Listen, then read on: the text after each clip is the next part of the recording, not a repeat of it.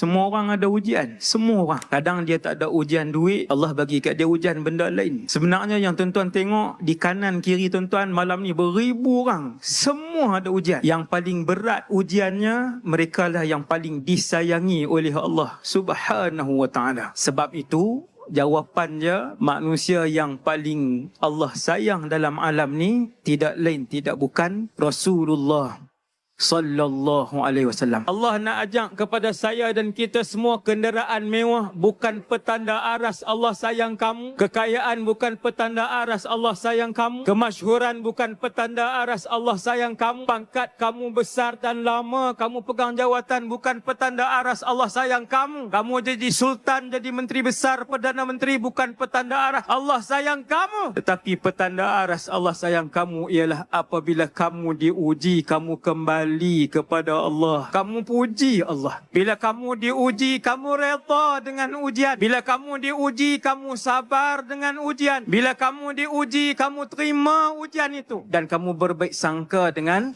Allah Subhanahu wa ta'ala. Sebab tu, baca sirah banyak-banyak.